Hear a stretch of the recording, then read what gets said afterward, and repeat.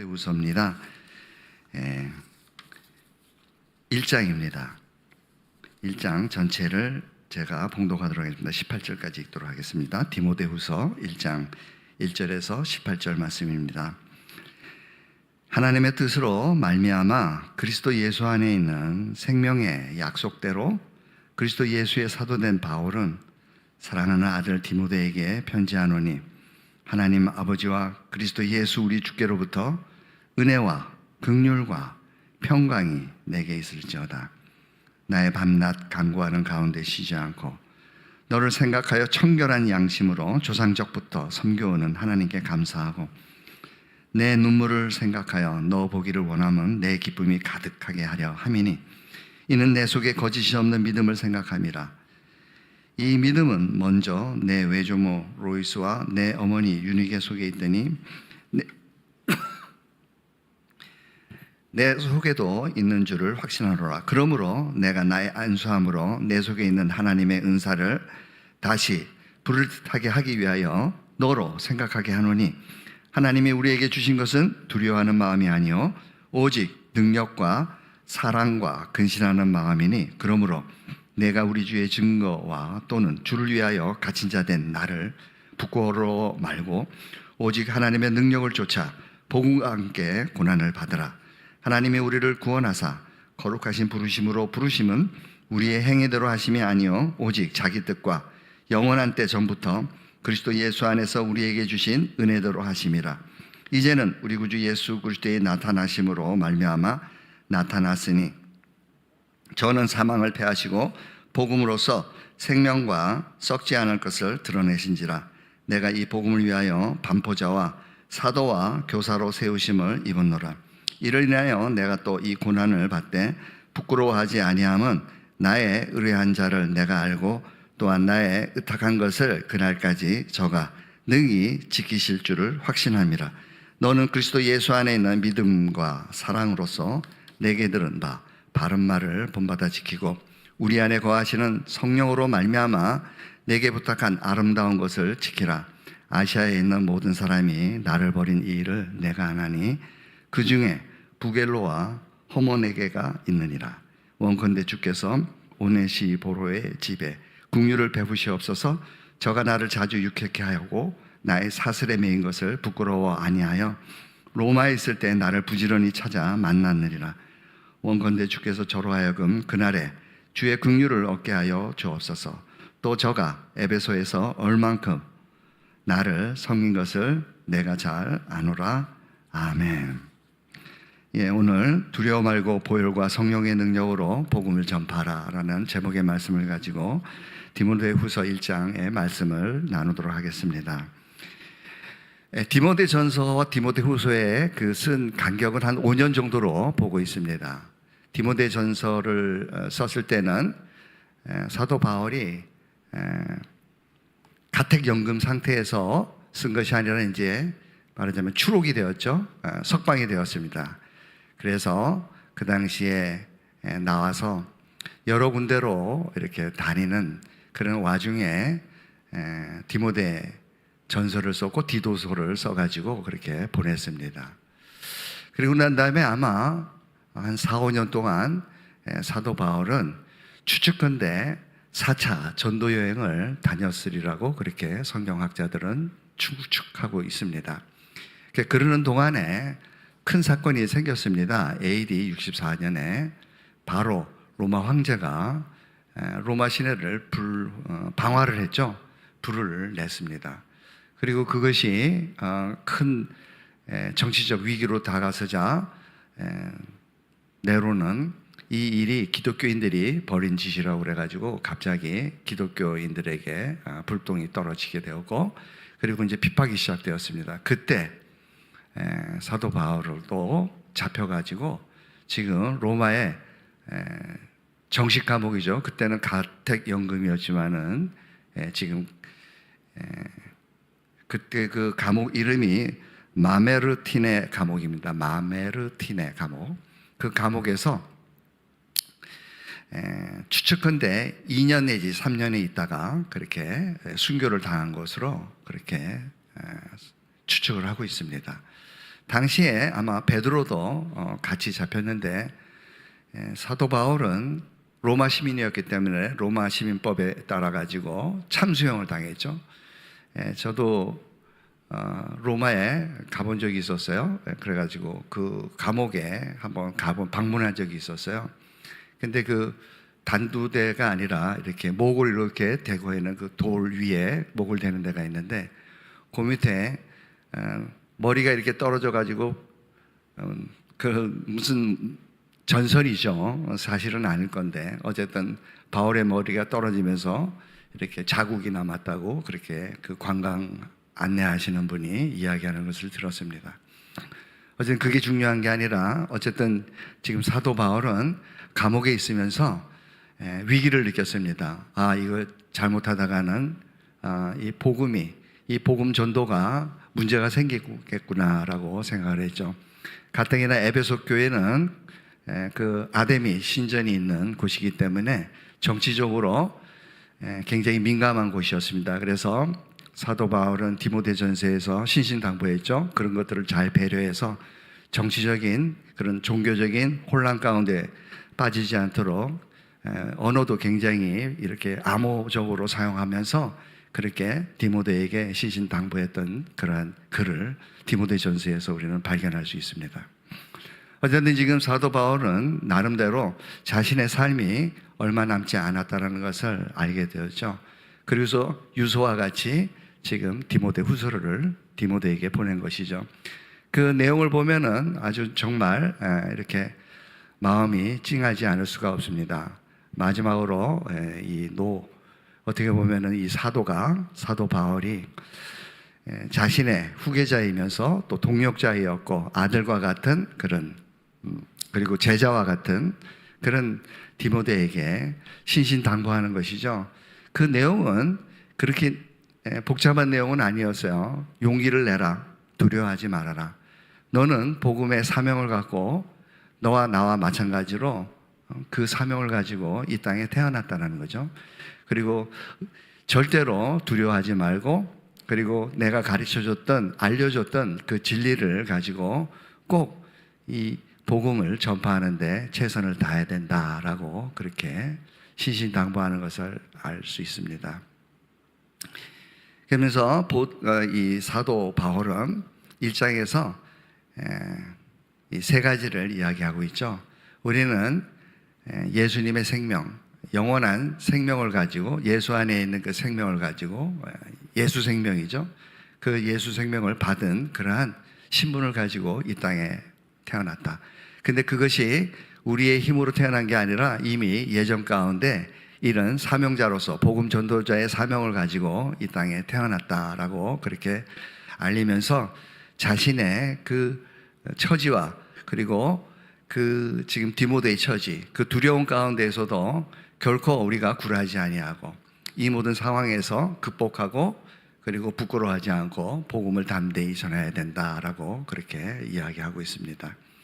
그래서 이 복음에 대해서 사도 바울은 굉장히 이 구원에 대해서 정확하게 그동안에는 다른 서신서에서는 그렇게 구원에 대해서 그냥 구원의 복음 이런 식으로 복음 자체가 구원을 주는 복음이라고 그렇게 설명을 했지만은 이 디모데 후서에 와서는 이 복음에 대해서 그 복음의 그 특징, 즉 구원의 특징이 무엇인지, 구원의 범위가 어떻게 되는 것인지, 구원의 결과가 어떻게 되는 것인지, 구원의 근거가 어떻게 되는 건지를 나름대로 자세하게 디모데에게 설명을 하는 것을 볼 수가 있죠.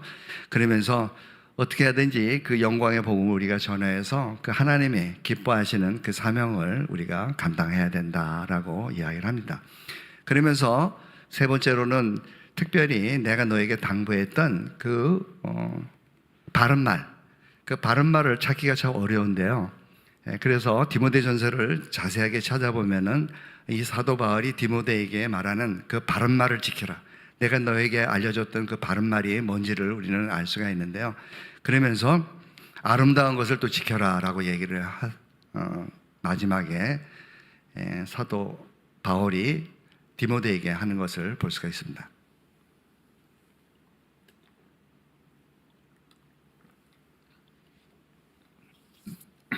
그래서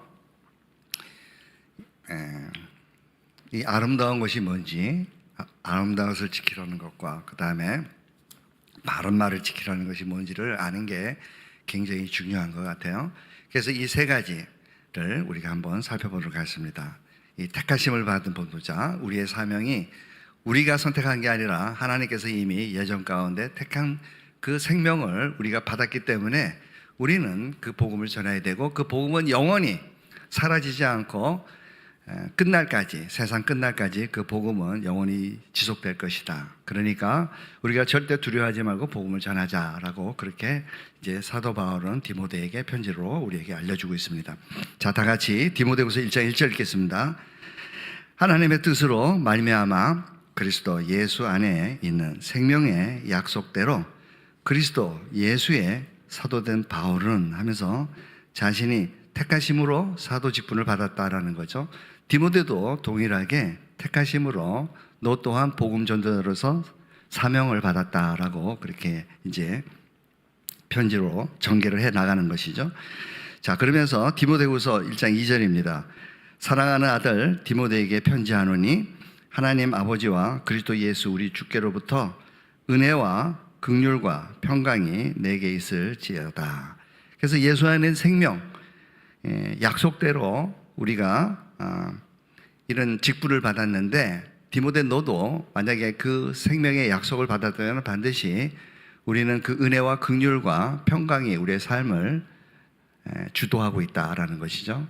그래서 우리가 너무 잘 알다시피 은혜라는 것은 받을 자격이 없는 자가 받는 것을 은혜라고 그러잖아요. 호의를 받는 것을, 받을 자격이 없는데 그 호의를 받는 게 은혜라고 얘기를 합니다. 특별히 성경에서 은혜를 얘기할 때는 죄사함을 받을 자격이 없는 죄인이 죄사함을 받는 것을 우리는 은혜라고 합니다.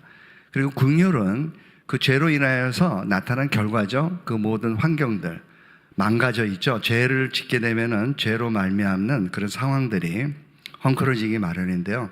그 결과에 대해서 다시 회복시키고자 하는 하나님의 은혜, 그 사랑, 그 자비, 그것을 또 우리는 긍휼이라고 이야기를 하죠. 그래서 은혜와 긍휼을 통해 가지고 말하자면 그 죄인이 모든 환경까지 해결이 되고 나면은 하나님과의 화목 관계인 그 샬롬의 평강의 삶을 누리게 되는 것이죠.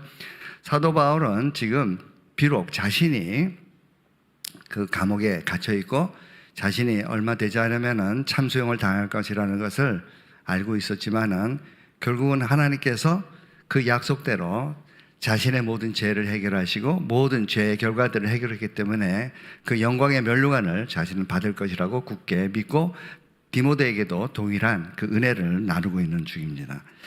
그래서 실질적으로 이 은혜와 평강이 우리가 이제 당연히 그리스도 안에 있는 그 생명을 우리가 믿음으로 말미암아 받았을 때 은혜와 평강이 해결되는 것이죠. 은혜와 긍휼과 평강이 우리에게 주어지는 것이죠.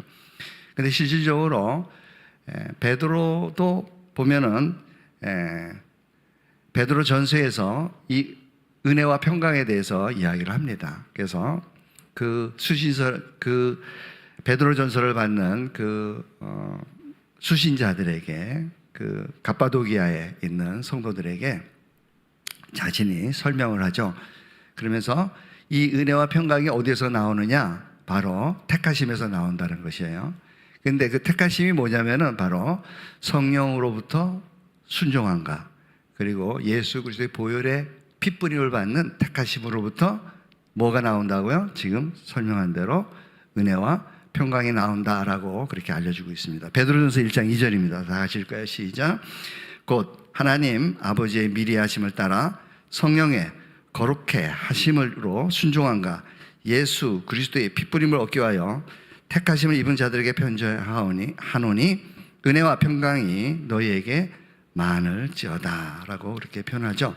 그래서 지금 모든 성경은 늘 우리에게 알려주는 말씀과 보혈과 성령으로 항상 우리를 끌고 가는 것을 볼 수가 있어요. 자, 그러면서 디모데후서에 이 디모데후서의 1장도 마찬가지입니다. 동일한 그러한 것들을 우리가 찾아낼 수가 있는데요. 어쨌든 그러면서 3절에서 이제 드디어 그 사도 바울이 얼마나 디모데를 그리워하고 또 아끼고 그리고 그의 앞날 가운데 그 사명을 서로 바통을 잇는 거죠. 자신이 이제 더 이상 복음 전도자로서 사도로서의 사명을 마치면은 그 뒤를 이어 디모데가 이어줘야 되는데, 그것을 지금 설득하기 위해서 디모데에게 격려하고 위로하고 용기를 주기 위해서 그런 이야기를 합니다. 나는 너를 너무나 사랑한다. 난 너를 너무 보고 싶다. 내가 항상 너를 위하여 기도하고 항상 하나님께 너를 생각할 때마다 감사한다 라고 밤낮으로라는 표현을 써요. 그러면서 특별히 너의 눈물을 내가 기억하고 있다라고 해요. 그래서 이 눈물을 기억한다는 것이 감옥의 가택연금에서 풀려났을 때, 그때 디모데도 그 가택연금 장소에 같이 있었거든요. 같이 사역을 하고 있었습니다. 그래서 그러면서 에베소 교회로 왔거든요. 그러니까 에베소 교회에 왔을 때 디모데를 남겨두고 사도 바울은 빌립보 교회로 간 것으로 그렇게 추측을 하고 있습니다. 왜냐하면은 서신서의 내용을 보면은 그러리라고 보는 거죠. 그래서 그렇게 갔기 때문에 그때 헤어졌을 때, 디모데와 사도 바울이 헤어졌을 때 디모데가 엄청 아마 눈물을 많이 흘렸을 것이라고 그렇게 추측을 하는데, 그것보다는 우리가 쭉 전체 디모데 전서와 특별히 디모데 후서에 그 은사 얘기가 나오는 걸 보면은, 디모데 전서 4장 14절에도 보면은 그 장로회에서 안수를 받았고 예언을 받았을 때 그 예언을 네가 무시하지 말고 소중히 여겨라라는 그러한 편지를 디모데 전서에게 쓴 것처럼, 이번에도 그 안수에 대한 이야기를 하면서 그 안수 받은 것을 담대히 해야 된다라고 이야기를 합니다. 조금 있다면 우리 읽게 되는데, 어쨌든 디모데는 그러한 너에 대한 그 눈물까지도 기억하고 있다라고 이야기를 합니다. 우리 다 같이 디모데후서 1장 3절 읽겠습니다. 시작. 나의 밤낮 간구하는 가운데 쉬지 않고 너를 생각하여 청결한 양심으로 조상적부터 섬겨오는 하나님께 감사하고, 그래서 생각하고 감사하는 거죠 지금. 그런데 특별히 청결한 양심으로라고 이야기를 하잖아요. 그래서 우리는 이 청결한 양심이 어떻게 된다는 것을 우리가 충분히 살펴봤었어요. 청결한 양심이 어떻게 되죠? 청결한 마음, 선한 양심, 거짓 없는 믿음, 이것이 에서 나는 사랑이라고 그랬잖아요. 그래서 이 청결한 마음, 즉 청결한 양심 마음, 선한 양심, 선한 마음 다 될 수도 있는 거죠. 그리고 거짓 없는 이 믿음은 에서 나는 그 사랑은 바로 굉장히 중요한 게 이 사랑인데, 이 사랑이 나와야지만 이제 율법이 완성이 되잖아요. 우리는 순종할 수가 있는 것이죠. 그 사랑으로 순종이 되는 것이지 그냥 우리 힘으로는 안 된단 말이에요. 근데 이 청결한 마음과 선한 양심과 거짓 없는 믿음이 어떻게 해서요? 예수 그리스도의 보혈로 된다라고 히브리서에서 우리에게 알려줬죠. 그래서 히브리서 9장 14절입니다. 다 읽을까요? 시작. 하물며 영원하신 성령으로 말미암아 흠없는 자기를 하나님께 드린 그리스도의 피가 어찌 너의 양심으로 죽은 행실에서 깨끗하게 하고 살아계신 하나님을 섬기게 못하겠느냐. 그래서 디모데 후서 1장 3절에서 말하는 것처럼 사도 바울이 내가 너를 생각하는데 네가 청결한 양심을 가지고 있다는 것을 내가 알고 있다라는 거죠. 그러니까 늘 보혈의 그 은혜 안에서 네가 은혜와 긍휼과 그 평강을 누리고 있는 것을 내가 기억하고 있다라고 얘기하면서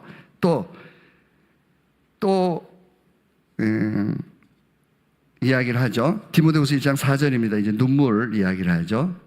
읽겠습니다. 시작.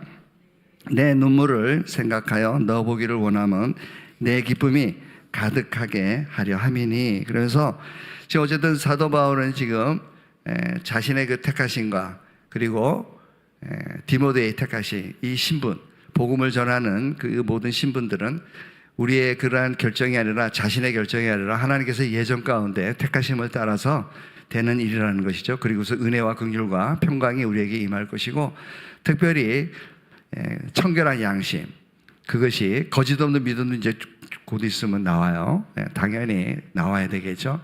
성경을 어떻게 보면은 한 성령께서 성령의 감동으로 영감으로 쓰신 거기 때문에 창세기서부터 요한계시록까지 성경의 그 언어들이 같이 연결이 돼 있어요. 그래서 그것들을 우리가 보면은 마치 너무나 하나님께서 철두철미하게 그렇게 그 하나님의 지혜로 창세기 1장 1절에 그 모든 태초에 하나님께서 천지를 창조하시는 그 숫자로 풀어보는 그게 있어요. 그러면 얼마나 과학적이고 수학적으로 그 언어들이 조합되어 있는지를 우리가 알 수가 있죠. 마찬가지로 모든 이 성경에 나와 있는 언어들은 우리가 함부로 골라 쓰면 안 돼요. 그 언어, 성경에서 쓴 언어 그 자체를 가지고 그대로 그 의미를 이야기를 해야지만 우리는 이 각 성경에서 말하는 것을 연결시킬 수가 있거든요. 그래서 이 성경에서는 이 같은 의미인데 이 언어를 다른 걸로 자꾸 써버리면은 결국은 통일성이 없어지는 거죠. 다 흩어져 버리고 말아요. 그래서 같은 언어를 쓰는 게 굉장히 중요한데 어쨌든 지금 청결한 양심에 대해서 이야기를 하고 그 다음에 즉 선한 양심이죠. 선한 양심에 대해서 얘기를 합니다. 그리고 이 보혈이 양심을 정결케 한다는 것을 우리는 이제 확인을 해야만 되겠죠. 그러면서 디모데 1장 4절에 내 눈물을 생각하여 너 보기를 원하면 그래서 쉬지 않고 너를 생각하고 하나님께 감사하고 또 내 눈물을 생각하는 기억하는 그러한 가운데에서 또 너는 거짓 없는 믿음을 갖고 있다. 근데 그것이 너의 할머니와 어머니로부터 유전된 것이다 라고까지 이야기를 하는 거죠. 유전이라기보다는 그 배경 속에서 그 신앙 배경 속에서 그 보혈을 소중히 여기는 그 배경 가운데에서 너의 그 선한 양심과 거짓 없는 믿음이 그것이 너에게 있는 것을 내가 알고 있다라고 얘기하는 거죠. 디모데후서 1장 5절입니다. 다 읽을까요? 시작. 이는 내 속에 거짓 없는 믿음을 생각함이라.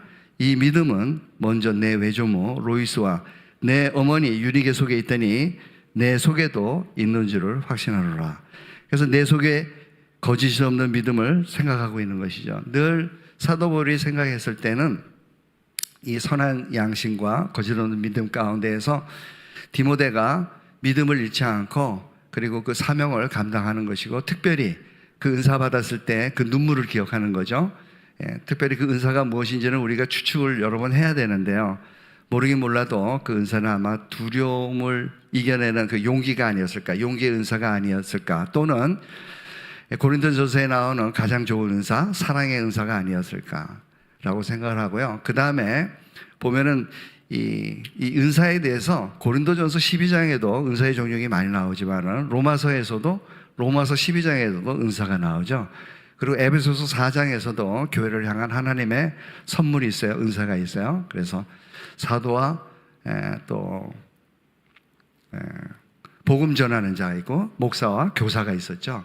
그러니까 그 기준으로 본다면은 복음 전하는 자가 또 은사가 될 수 있는 거죠. 그래서 아마 사도 바울과 함께 장로님들이 그 안수 기도를 했을 때 디모데에게 나타났던 그 은사는 예언에서 나타났던 그 은사는 사랑 아니면은 복음 전하는 자라고 그렇게 우리는 생각이 됩니다.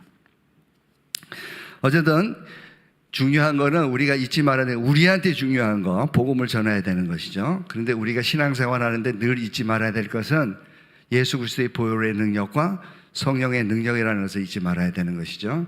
그것으로 인해서 뭐가 나와요? 사랑이 나오는 거예요. 그래서 율법의 요구를 우리가 이룰 수 있다는 것이에요. 그래서 디모데전서 1장에서 헛된 이야기가 나오거든요. 헛된 말. 그래서 아까 전에 말씀은 바른 말을 찾을 수가 있는 거예요.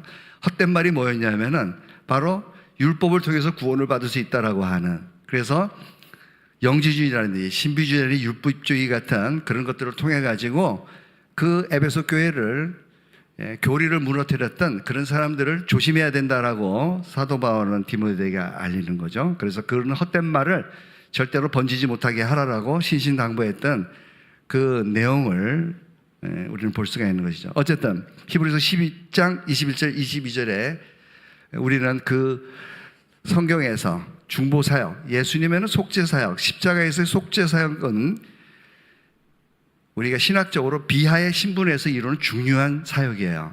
그렇지만 또 그게 못지않는 중요한 승기의 신분에서 이루어지는 사역이 바로 중보사역이죠. 예, 은혜의 보좌 앞에서 베풀어지는 중보사역이에요.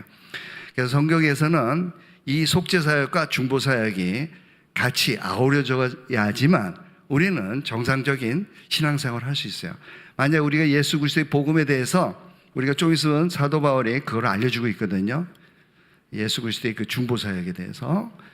그러니까 계속해서 십자가의 사역만 쭉 얘기를 하지만은 성경의 뒤로 후반부에 보면은 베드로전서라든지 히브리서라든지 요한일리서라든지 삼서라든지 끝으로 가면은 전부 다 뭐예요? 중보사역으로 가는 것을 볼 수 있어요. 은혜의 보좌 앞에서 요한계시록 같으면은 뭐 거의 대부분이죠. 그러한 그 카메라 앵글을 중보사역에다 맞추는 것을 볼 수가 있어요. 그래서 우리가 복음의 반쪽만 알면 안 된다고 제가 누누이 말씀드리는 거죠. 그래서 그것이 완성이 되려면은 예수 그리스도의 중보사역이 얼마나 우리의 신앙생활에게 능력으로 임하는지.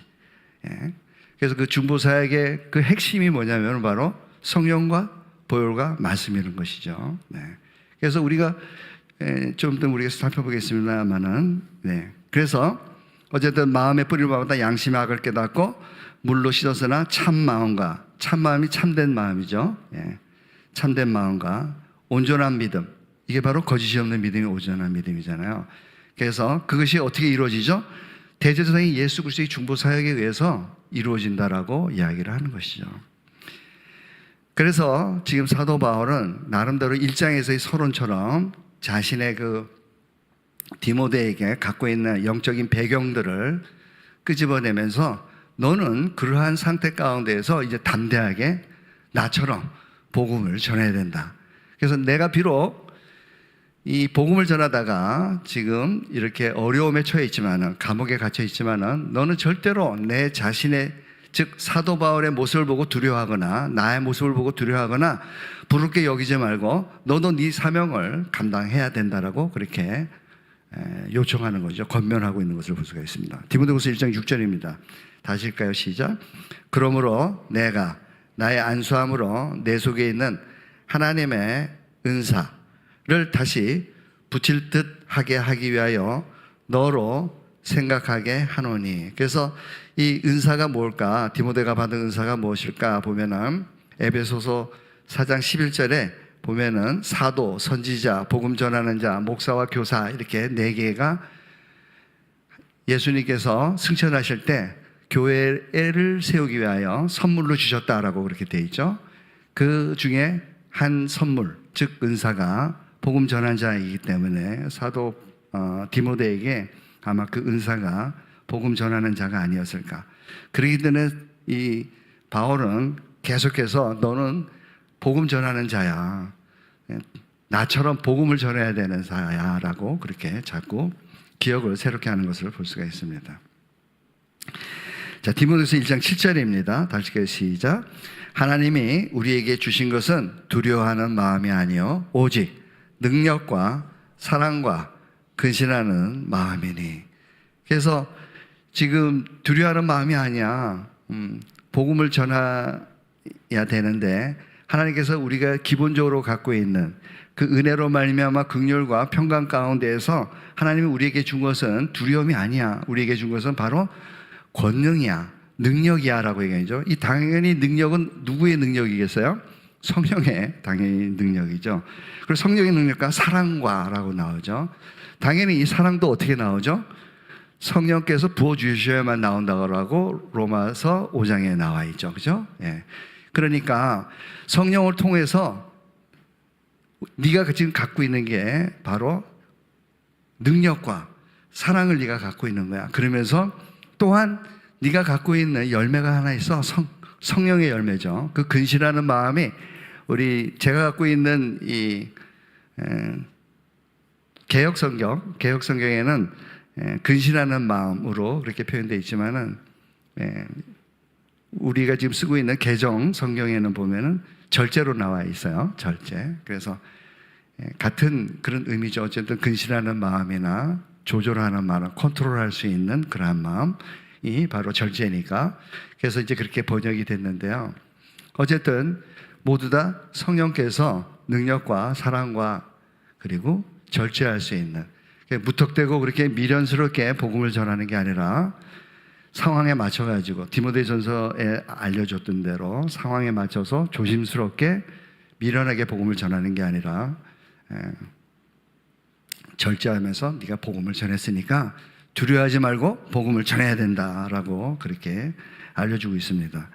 그래서 사도 바울이 특별히 이 사랑이라는 것을 강조하는 이유는 우리가 두려움을 내어줄 수 있는, 그리고 두려움의 원인이 뭐냐면은 성경에서 우리에게 알려주는 것은 바로 사랑을 없기 때문에, 사랑을 모르기 때문이라는 것이죠.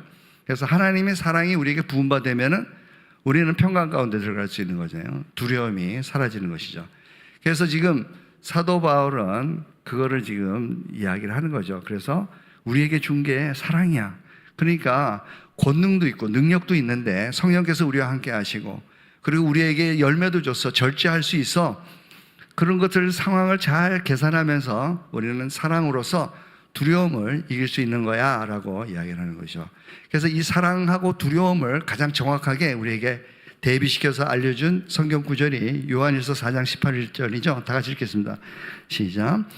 사랑 안에 두려움이 없고 온전한 사랑이 두려움을 내어 쫓았니 두려움에는 형벌이 있음이라. 두려워하는 자는 사랑 안에서 온전히 이루지 못하였느니라. 그래서 사도 바울은 이야기를 하는 거예요. 우리에게 이미 하나님께서 주신 것은 두려움이 아니라 사랑이야. 너 안에 사랑이 있어. 하나님의 사랑이 있어. 그 사랑이 부음받아 있기 때문에 우리는 이미 은혜와 긍휼과 평강 가운데 살아가는 사람이야. 그러니까 그 두려움을 가지고 절대로 겁먹을 필요는 없단다라고 이야기를 하죠. 자, 이 성령으로 말미암아 이제 사랑이 부어진다 그랬잖아요. 그게 어디 있냐면 로마서 5장 2절에서 5절까지인데요. 맨 마지막 5절에 나오거든요. 예, 그 대목을 한번 읽어보도록 하겠습니다. 로마서 5장 2절이죠. 시작. 또한 그로 말미암아 우리가 믿음으로 서 있는 이 은혜에 들어감을 얻었으며 하나님의 영광을 바라고 즐거워하니라. 이 은혜에 들어감을 얻었다는 것은 은혜의 보좌를 얘기해요. 상징적으로 하나님의 영광을 바라고 즐거워. 왜냐하면 하나님의 영광은 찾을 수가 없어요. 왜냐하면 그리스도 얼굴에 있잖아요. 우리 고린도 후서에 보면은, 그죠? 그 영광의 복음이 그리스도의 얼굴에 있거든요. 그럼 우리는 믿음의 주요 온전케인 예수를 바라보자라고 돼 있단 말이에요. 그러니까 우리가 그 영광, 하나님이 갖고 있는 그 영광을 우리가 찾기 위해서는 예수님 안에, 그 은혜의 보좌 앞에 있는 예수님 안에 우리는 감으로 말미암아 볼 수가 있는 것이죠. 근데 실질적으로 우리가 은혜 보좌 앞에서 보면은 그 영광을 볼 수가 있나요? 실제로 우리가 은혜 보좌만 할 때는 항상 살아계신 하나님과 내가 대면하고 있다. 코람되어져. 그죠? 살아계신 하나님. 나를 위해서 중보하시는 그 하나님. 나에게 보혈로, 성령으로 나를 회복시키는 하나님. 새로운 피조물로 날마다 내가 은혜를 도움이 필요할 때마다 은혜 보좌 앞에 나가면 나를 도와주시는 그 하나님을 믿고 나가는 것이죠. 그러면은 그때마다 그 놀라운 하나님께서 성령으로 우리에게 그 사랑을 부어주는 것이죠. 그래서 그 사랑으로 우리는 다시 우리가 율법 위의 요구들을 일으킬 수 있고, 또 뿐만 아니라 많은 사람들에게 경건의 그 능력으로 우리는 행동을 할 수가 있는 것입니다. 그래서 자, 로마서 5장 2절 읽었죠? 그래서 하나님의 영광을 바라고 즐거워하는데요. 자, 3절 4절입니다. 5절 시작. 다만 이뿐 아니라 우리가 환난 중에도 즐거워하나니 이는 환난은 인내를, 인내는 연단을 소망을 이루는 줄 알미로라. 소망이 부끄럽게 아니함은 우리에게 주신 뭐예요? 성령으로 말미암아 하나님의 사랑이 우리 마음에 부음받음이니. 그래서 그 영광의 그 보좌의 자리, 그 영광의 복음을 가지고 계시는 예수님, 그 복음을 부끄러워하지 아니하시고 십자가를 이겨내시고 당당하게 그 영광의 은혜의 보좌 앞에 계시면서 성령으로 우리에게 마음껏 기름 부어주시는 그 자리에 우리가 나아갈 때, 그때 그 성령으로 말미암아 우리에게 하나님의 사랑이 부어진다라고 로마서 5장은 우리에게 알려주고 있습니다. 뿐만 아니라 성령이 그렇게 부어질 뿐만 아니라 성령의 열매 또한 성령이 내주하시는 성령으로 말미암아 우리에게 일어나는 것이죠. 그래서 사랑과 희락으로 시작되는 그 성령의 열매가 맨 마지막에 가장 중요한 지금 사도 바울이 디모데에게 얘기하는 절제가 있어. 하나님이 우리에게 주셨어. 은혜의 보좌 앞에서 네가 갖고 있는 그 거짓 없는 믿음, 그리고 그 선한 양심, 깨끗한 그 양심, 그걸 네가 만약에 갖고 있다는 것은 이미 성령께서 너에게 그 놀라운 사랑을 부어줬을 뿐만 아니라 그 절제에 이미 그 성령의 열매를 네가 갖고 있는 거야 라고 그렇게 지금 디모데를 독려하고 있는 것이죠. 자, 갈라디아서 5장 22절 23절입니다. 절제에 대한 열매에 대한 이야기죠. 다시 읽겠습니다. 시작. 오직 성령의 열매는 사랑과 희락과 화평과 오래 참음과 자비와 양성과 충성과 온유와 절제니 이 같은 것을 금지할 법이 없느니라. 그래서 지금 사도 바울은 디모데에게 고난을 두려워하지 마. 반드시 복음을 전할 수 있다라고 얘기하는 거죠. 너에게 은사가 있잖아. 넌 복음 전하는 은사야. 그 하나님께서 주시고 택하신 자야. 뿐만 아니라 성령의 열매로 이미 사랑과 절제가 주어졌고 성령으로 말미암아 네가 지금 깨끗한 양심과 선한 양심과 거짓 없는 믿음이 있다면은 그건 바로 성령께서 역사하신 것이고 사랑이 나타나는 것이고 성령의 열매가 너한테 나타나고 있는 거야. 그걸 갖고 있다면은 네가 두려워할 필요 없어. 복음으로 나가자. 일어나라. 그렇게 지금 격려하고 디모데를 독려하고 있는 것이죠. 그래서 1장 8절에 독려하고 있습니다. 시작. 그러므로 내가 우리 주의 증거와, 이 주의 증거가 뭐죠? 복음이죠. 그죠? 예수 그리스도의 복음이죠. 영광의 복음입니다. 우리 주의 증거와 또는 주를 위하여 갇힌 자 된 나를 부끄러워 말고, 복음을 전하다가 고난을 받게 된 거죠. 지금요. 그 감옥에 지금 갇혀 있는데 그러한 것에 전혀 연연하지 말라는 것이에요. 그러면서 오직 하나님의 능력을 쫓아 복음과 함께 고난을 받으라. 참 어떻게 보면은 모진 말이기도 하죠. 나처럼 똑같이 이 길을 걸어야 된다라고 이야기하는 거죠. 디모데에게. 내가 복음을 전하다가 이렇게 고난을 당했는데 그런 거 부끄러워하지 말고 너도 나처럼 복음을 전하다가 나처럼 고난을 받아라 라고 그렇게 이야기하는 거야. 이유가 뭐냐? 도대체 사도 바울이 이렇게까지 디모데를 사랑한다고 하면서 자기만 감옥에 가면 되지 왜 이렇게 디모데까지 이 복음에 대해서 집착하도록 만드느냐? 그게 이제 9절 10절에 있는데요. 그 전에 이 고난을 반드시 사도 바울은 늘 이 고난이 없으면 영광이 없다라고 그렇게 이야기하는 것이죠. 반드시 고난을 받아야 되는 거죠. 히브리서 12장에서도 12장 2장에 믿음의 주에 온전케 된 예수를 바라보자라고 하면서 그 예수님도 십자가의 그 고난을 부끄럽게 여기지 아니하시고 그 앞에 있는 기쁨을 위하여 그 영광을 위하여 그것을 오래 참음으로 그 영광의 자리에 오르셨다라고 그렇게 알려주고 있는 것과 마찬가지로 사도 바울은 항상 이 고난은 필연이라고 생각을 한 것이죠. 아까 전에도 소망에 대해서 얘기하면서 그 은혜에 들어갔을 때 환난은 인내를, 인내는 연단을, 연단은 소망을 이룬다. 즉 그 영광의 자리에 이르기 위해서는, 즉 예수님과 그 영광을 같이 누리기 위해서는 예수님이 받았던 그 고난도 동일하게 받아야 된다라고 그렇게 생각을 하는 것이고 그것이 영적 원칙인 것이죠. 법칙인 것이죠. 그러니까 우리가 인생 가운데에서 고난을 받고 이렇게 신앙생활을 하게 되는 게 얼마나 놀라운 하나님의 축복인지를 우리는 기억해야 되는 거죠. 왜요? 믿음의 주에 온전케 하신 예수 그리스도께서 동일하게 그 영광의 자리를 우리 인도하기 위해서 우리를 인도하는 것이죠. 그래서 저는 정말로 고난을 많이 겪은 사람들을 보면은 희망이 보여요. 하나님께서 얼마나 사랑하시면은 이 고난을 통해서 연단 가운데에서 점점 그 영광의 자리까지 인도하시는 거예요. 성화의 자리까지, 영화의 자리까지 인도하시는가라고 그렇게 생각할 수밖에 없는 것이죠. 자, 로마서 8장 17절 18절입니다. 다 같이 읽까요? 시작. 자녀이면 또한 후사, 곧 하나님의 후사요. 그리스도와 함께한 후사니. 이게 후사는 뭐냐면 상속자예요. 상속자. 그러니까 예수님과 우리가 동일한 상속자라는 거죠. 우리가 그와 함께 뭘 받기 위하여? 영광을 받기 위하여 고난도 함께 받아야 될 것이라. 생각컨대 현재의 고난은 장차 우리에게 나타날 영광과 좋게 비교할 수 없도다라고 그렇게 얘기를 합니다. 그러면서 지금 사도 바울은 아까 말한 대로 나를 부끄러워하지 말라. 응? 내 고난 받은 것처럼 너도 고난을 받아라. 이렇게 이야기를 하거든요. 복음을 전하다가 고난을 받으라는 거예요. 그 이유를 설명을 하고 있어요. 9절, 10절, 11절에 우리 9절 읽겠습니다. 다시 시작. 하나님이 우리를 구원하사 거룩하신 부르심은 우리의 행위대로 하심이 아니요 오직 자기 뜻과 영원한 때 전부터 그리스도 예수 안에서 우리에게 주신 은혜대로 하심이라 라고 그렇게 얘기하죠. 10절 읽기 전에 이 9절을 먼저 설명하고 10절을 읽겠는데요.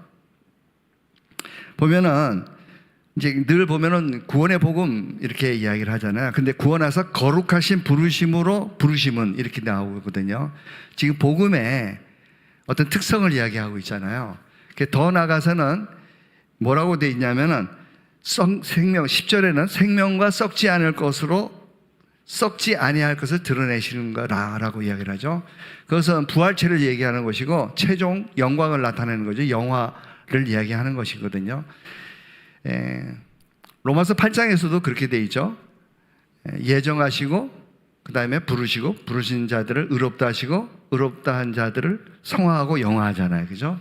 하나님의 형상으로 만드는 거죠. 그것이 복음이란 말이에요. 그러니까 그 복음의 서정인 것이죠. 그러니까 복음의 지금 사도 바울은 복음의 특성을 얘기하고 있어요. 그냥 구원에만 얘기하는 게 아니라 거룩함을 이 복음을 통해서 얻게 된다는 것이죠. 구원을 받는다는 것은 그냥 칭의로 끝나는 것이 아니라 성화까지도 나아가고 영화까지도 나아가는 것을 알려주고 있는 것이죠. 그리고 우리 10절에서 그리고 근거가 뭐냐? 이 근거가 즉 이 원천이 뭐냐? 응? 당연히 근거는 예수님으로 말미암아 예수님의 십자가의 사역으로 그죠? 우리가 구원을 받는 것이죠. 그런데 원천이 뭐냐? 실질적인 원천은 옛날 이야기로 돌아가는 거죠. 예정으로 돌아가는 것을 볼 수가 있어요. 영원한 시간 전에 이 일이 이루어졌다라고 알려주는 것이죠. 자, 그래서 자기 뜻과 요 자기 뜻이 뭐예요? 하나님의 뜻이냐? 예정이죠. 그죠? 자신의 기쁘신 뜻대로 예정하신 뜻대로 영원한 때 전부터라고 되어 있잖아요. 그죠? 영원 전에 하나님께서 택정하심으로 말미암아 그리스도 예수 안에서 우리에게 주신 은혜대로 하심이라라고 이야기를 하잖아요. 그러니까 우리가 신학적인 용어로 이거를 관념적 사역이라고 그래요.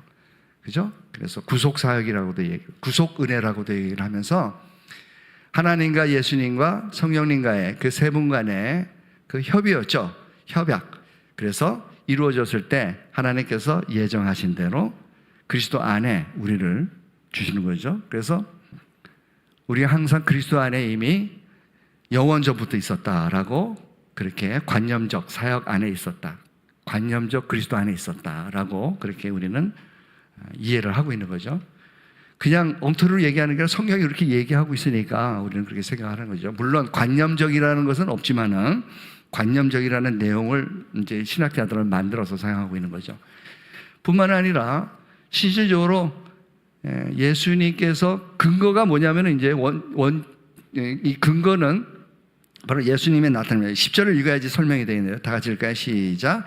이제는 우리 구주 예수 그리스도 우리 구주 이 그리스도 예수의 나타나심으로 말미암아 나타났으니 저는 사망을 패하시고 복음으로써 생명과 썩지 아니할 것을 드러내시라. 이게 바로 십자가 사역이죠. 그죠? 십자가 사역에서 사망을 승리로 이끄셨죠. 그리고 우리에게 영원한 생명을 허락하신 것이죠. 그래서 뿐만 아니라 이제 썩지 않은 것을 드러내셨죠. 예수 그리스도께서 부활하심으로 말미암아 우리에게 그 부활의 첫 열매가 되신 것을 우리에게 알려주고 있습니다. 그래서 이 근거는 예수님으로 말미암으죠. 이거를 우리가 객관적 사역이라고 또 얘기를 하죠. 예수 그리스도의 객관적 사역이에요. 그래서 아까 말씀대로 거룩하게 되고 성화가 되고 영화가 되고 칭의가 되고 하는 이 모든 과정들은 어디에서 이루어져요? 주관적 사역, 성령의 주관적 사역이고, 이건 특별히 예수 그리스도의 중보 사역과 함께 병합되어서 성령의 사역으로 주관적 사역이 이루어지는 것이죠. 다시 정리를 하면은 관념적 사역, 창세 전에 관념적 사역이 있었고, 성령께서 하시는 사역은 주관적 사역인데, 예수님께서 이루신 십자가의 사역은 객관적 사역이라는 것이죠. 그것이 복음이라는 거예요. 그것이 복음. 그것을 지금 사도 바울이 지금 디모데에게 알려주는 거예요. 그러면서 우리는 이미 그리스도 안에서 이 모든 것들이 예정되어 있었고, 그리고 결론도 이미 나 있다. 그 영광 가운데, 우리가 영화되는 그 가운데 영원히 썩지 않을 그 부활체를 입는 것까지 우리는 예정되어 있으니까 너 나가라, 힘내라. 그러면서 나도 이것을 위하여 반포자가 됐다라고 얘기를 하죠. 내가 이것 때문에 이것을 알리기 위해서 사명을 받았다라고 이야기를 합니다. 11절입니다. 시작. 내가 이 복음을 위하여 반포자와 사도와 교사로 세우심을 입었노라. 그러니까 내 이 복음 말한 9절, 우리가 9절 10절 읽었잖아요. 그죠? 객관적, 관념적 사역, 객관적 사역, 주관적 사역을 요 내용이 복음이라는 거예요. 그러니까 복음은 항상 서정으로 이야기를 해야지 정확한 복음이 될 수 있어요. 안 그러면 중간에 하나만 뚝 잘라서, 예를 들자면은 어떤 사람이 예수를 믿었는데 예수를 안 믿고 안 믿는다 그러다가 죽었어요. 그러면 구원을 받았어요? 안 받았어요? 이렇게 묻잖아요. 그런 질문들이 참 많이 하거든요. 근데 항상 구원의 서정을 가지고 이야기를 해야 돼요. 그렇게 한 군데만 뚝 잘라서 우리는 얘기할 수가 없는 거죠. 그 답은 뭐였겠어요?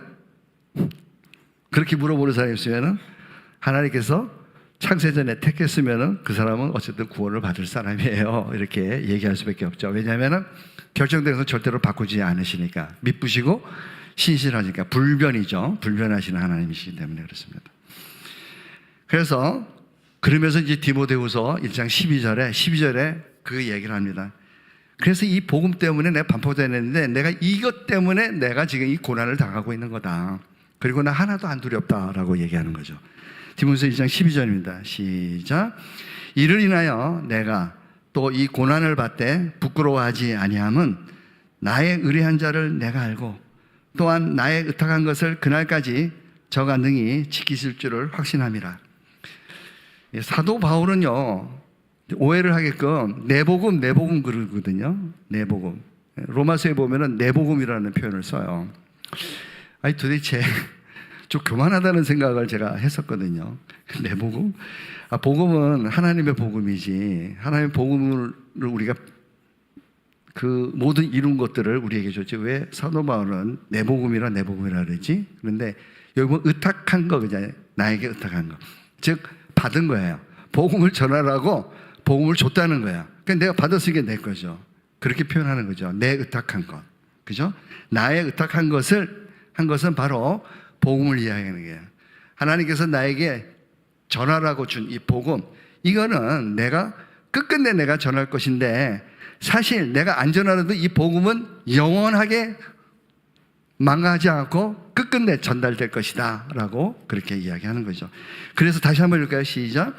이를 인하여 내가 또 이 고난을 받되 부끄러워하지 아니함은 나의 의뢰한 자를 내가 알고. 누구죠? 의뢰한 자가 하나님이죠. 예수님이죠. 내가 알고 또한 나의 의탁한 것을, 그 복음을 그날까지 저가, 즉 예수님께서 능히 지키실 줄을 확신함이라. 절대로 복음은 땅에 떨어지지 않는 것이죠. 어느 순간에도 누가 지금 현재 이 네로 황제가 모든 그리스도인을 갖다가 지금 전부 다 사자바 부르주고, 십자가에다 매달아가지고 불에 태워 죽이고 한다 하더라도, 그리고 자기처럼 목이 잘려 죽는다 하더라도 결코 복음을 없앨 수는 없다. 복음이 결코 사라지지 않고 영원하게 살아갈 것이라는 그 복음이 오늘날 이 단상에서도 지금 증거되고 있는 것이죠. 제가 이 땅에 사라지고 난 이후에도 계속해서 우리 목사님, 전도사님들은 전도사님은 계속해서 이 복음을 전하고 있을 것입니다. 영원히 그리고서 우리 모두 천국에서 그 아름다움, 그 공동체를 이루며 소망 가운데에서 늘 꿈꿔왔던 그 새하늘 새 땅에서 살게 되는 것이죠. 그러면서 사도 바울은 마지막으로 권면합니다. 13절이죠. 보혈의 성령의 능력으로 복음을 전하라 라고 얘기합니다. 13절 시작. 너는 그리스도 예수 안에 있는 믿음과 사랑으로서 내게 들은 바 바른 말을 본받아 지키고, 여기서 예수 안에 있는 믿음과 사랑, 참 멋있는 표현이에요. 이렇게 사도 바울이 편지를 썼다는 것은 예수 안에 있는 믿음과 사랑, 즉 믿음은 구원을 이루고 사랑의 행위가 나타나야 되잖아요. 그러니까 예수 안에 반드시 믿음, 우리는 그 믿음이 너무 중요하죠. 믿음은 선물로 주어지는 것이고 우리에서 난 것이 아니고 행위로 절대로 장악하지 못하도록 믿음으로 나오게 한 거잖아요. 그렇지만은 그 사랑의 행위는 우리 거예요. 그죠? 내 거가 되는 거죠. 사랑의 그러니까 어디서 나온다고요? 성령께서 열매로 주니까 내 열매가 되는 거죠. 그죠? 그런데 그 얘기를 하는 거예요. 내게 들은 바 바른 말. 예, 그래서 이 바른 말을 찾으려면은 바른 말은 안 나와요. 그렇지만 헛된 말을 무너뜨리는 말씀을 했죠. 이러이러한 헛된 말을 하는 자들을 조심해라. 그러면서 하신 말씀이 있었는데 그 헛된 말 중에서 율법주의자들이 이을 경계의 목적은 바로 깨끗한 청결한 마음과 선한 양심과 거짓 없는 믿음에 나는 사랑이거늘, 이게 바로 바른 말인 거죠. 자, 그래서 요 읽겠습니다. 디모데전서 1장 5절이죠. 다 같이 읽겠습니다. 시작. 경계의 목적은 청결한 마음과 선한 양심과 거짓이 없는 믿음으로 나는 사랑이거늘, 이게 이제 바른 말이라고 하는 것은 바로 뒤에 나오죠.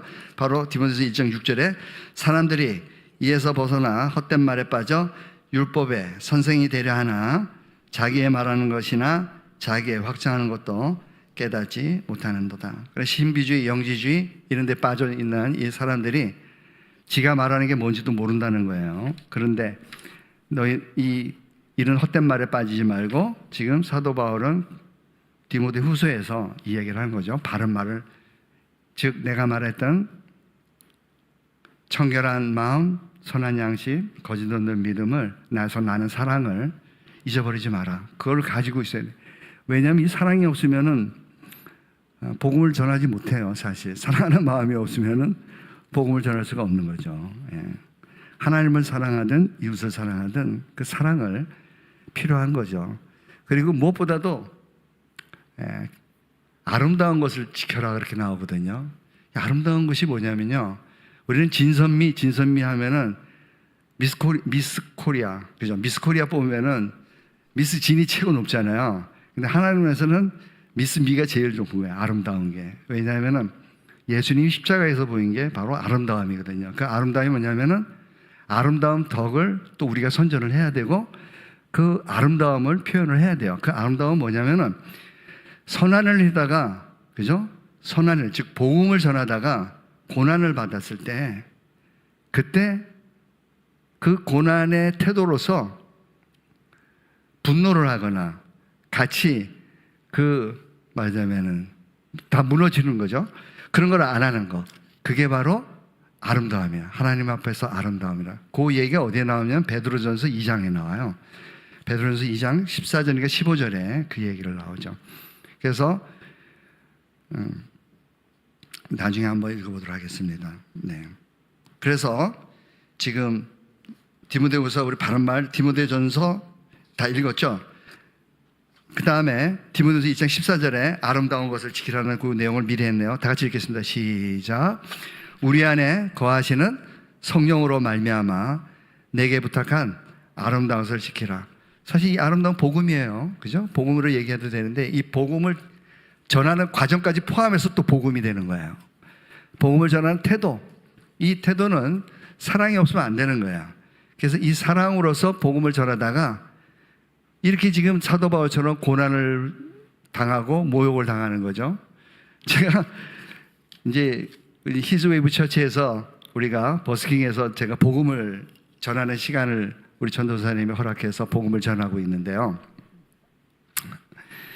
사실 제가 그 뉴욕에서 노방전도에 가면은요, 제가 이렇게 그 사형리 책자를 들고 가잖아요. 그러면은 미국에서는 이 노방전도하는 사람이 많으니까, 그러니까 벌써 알아요. 저 녀석이 나한테 다가오네. 그러면 어떻게 쫓아내지부터 궁리를 하거든요. 그럼 별의별 모욕을 다 줘요. 예. 그러면은 그게 부끄러움이나 두려움을 가지면 안 되는 거죠. 그러든지 말든지 복음을 전하는 거죠. 뭐 별의별 뭐 이렇게 말도 꺼내기 전에 뭐 그냥 모욕을 주고 그리고 가라고 꺼지라고 그런 제스처로 거절을 하는 경우가 있죠. 그럴 때 더 하고 싶지 않아요. 예? 그냥 때려치고 싶죠. 그렇지만은 똑같은 마음인 거죠. 이 지금 말한 그 아름다운 것을 지켜야 되는 그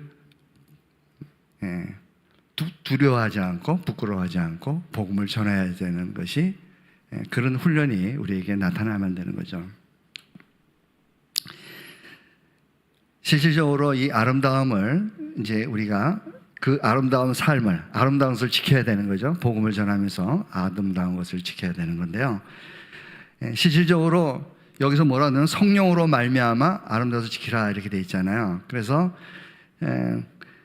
예수님께서 늘 성령이 오시면은 너에게 유익이다라고 말씀하셨어요. 성령이 오시면은 죄에 대해서, 의에 대해서, 심판에 대해서. 복음의 내용이죠, 그죠?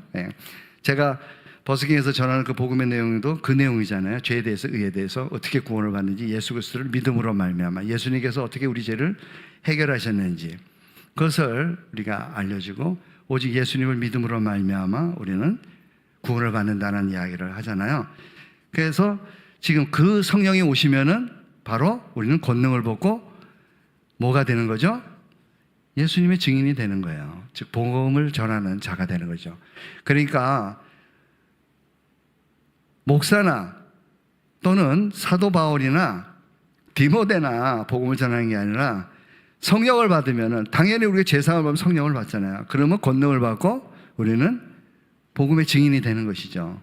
다 같이 읽겠습니다. 사도행전 1장 8절입니다. 시작. 오직 성령이 너에게 임하시면 너희가 권능을 받고 예루살렘과 온 유대와 사마리아와 땅끝까지 이르러 내 증인이 되리라 하시니라. 그래서 땅까지 이르러 내 증인이 된다는 것은 바로 복음을 증거하는 것이죠. 근데 이런 영광의 복음이죠. 이런 영광의 복음, 예수 그리스도의 얼굴에 있는 그 영광, 그것은 복음을 통해서 사람들은 알게 되는 것이죠.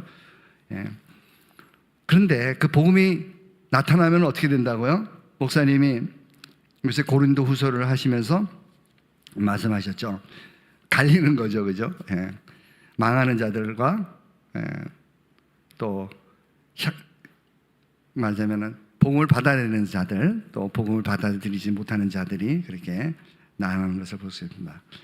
그래서 복음 앞에서는 항상 떠나는 사람과 그 다음에 그 복음을 붙드는 사람이 나타나기 마련이죠. 그래서 사도 바울은 그 얘기를 합니다. 그 자기를 이렇게 어려움에 처하게 만들었던 그 두 사람을 얘기하고, 또 특별히 지금 이 감옥에 내가 있는 동안에도 여전히 나를 찾아오는 사람이 있었는데 그 사람이 바로 오네시보로죠. 그래서 그때 가택연금 상태에서는 자유롭게 생활을 했지만은 지금은 이제 사슬에 매여 있는데 그 부끄러워하지 않고 그 사람이 왔다는 거죠. 그러면서 사도 바울에게도 동일한 말을 하는 거죠. 이런 복음이 전해질 때마다 항상 복음의 영광의 복음을 붙드는 자들이 있고, 그 다음에 그 복음을 듣고 떠나는 그런 망하는 자들이 있다라고 우리에게 알려주고 있습니다. 자, 디모데후서 1장 15절에서 18절 그냥 쭉 읽겠습니다. 시작. 아시아에 있는 모든 사람이 나를 버린 이 일을 내가 아나니 그 중에 부겔로와 호모게네가 있느니라. 원컨대 주께서 오네시보로의 집에 긍휼을 베푸시옵소서. 왜냐하면 저가 나를 자주 유쾌하게 하고 나의 사슬에 매인 것을 부끄러워 아니하여 로마에 있을 때 나를 부지런히 찾아 만났느니라. 그래서 부지런히 찾아와서 끝까지 자기를 섬겼다는 거죠. 디모데후서 1장 18절입니다. 원컨대 주께서 저로 하여금 그날에 주의 긍휼을 얻게 하여 주옵소서. 또 저가 에베소에서 얼만큼 나를 섬긴 것을 내가 잘 아느니라. 그러니까 옛날부터 지금까지 이 오네시보로는 사도 바울을 계속해서 끊임없이 지원하고 섬겨왔다는 것을 우리에게 알려주고 있습니다. 복음 사역은 한 사람은 끝나는 게 아니죠.